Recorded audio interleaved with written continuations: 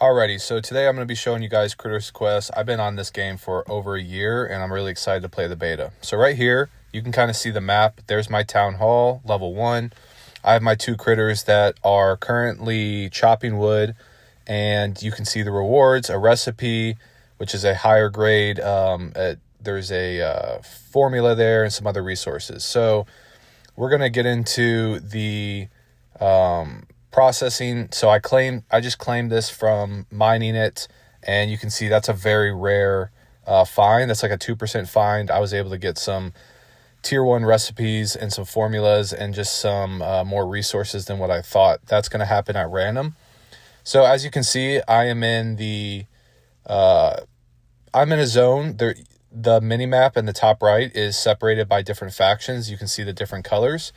And so right here, I'm just kind of going through the critters that are in my inventory.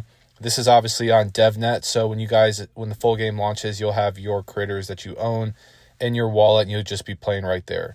The UI is really seamless. Everything works well. There are little things that popping up that are just typical beta bugs that any game goes through that you just got to kind of work through. But I haven't really seen any of those.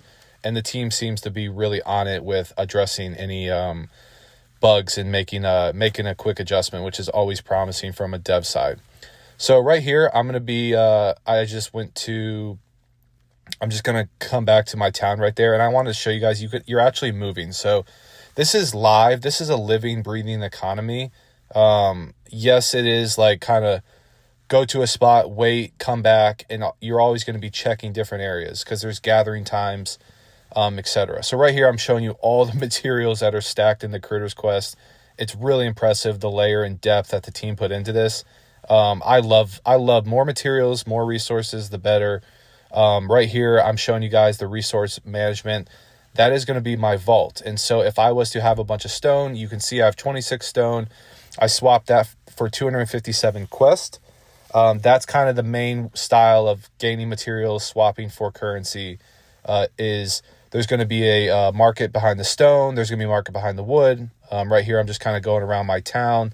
That guy isn't unlocked yet. Looks like he's probably like more in-game type of stuff. Fishing will be unlocked. Again, this is just kind of Town 1 beta, right? This is the nuts and bolts of the game. There's obviously going to be a lot more additions. A lot of these people in the town are going to be able to speak up and talk more. Here is the blacksmith. He's active.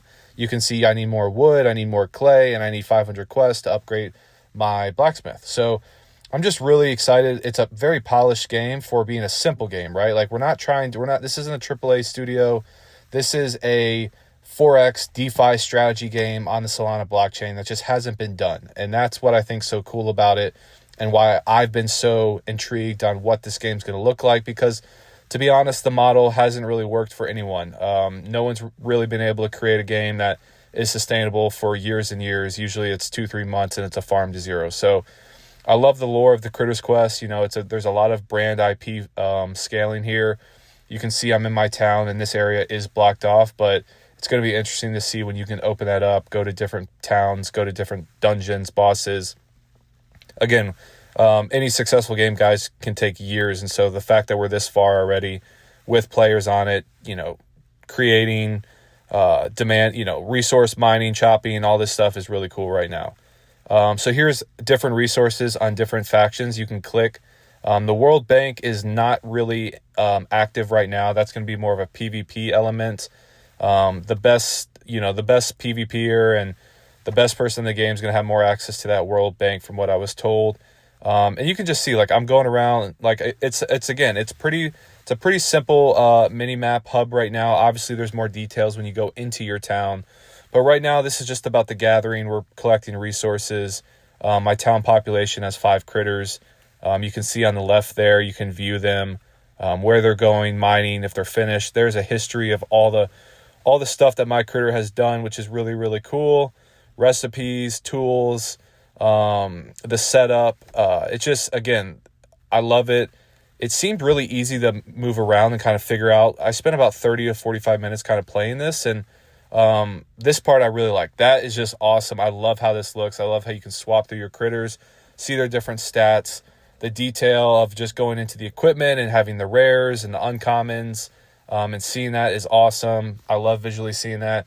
And then the tools, we don't have tools now. Only way you can get tools if buy from secondary, or if you've been staked for the entirety of the gathering in Quest. So yeah, guys, Critters Quest, check it out on Soul.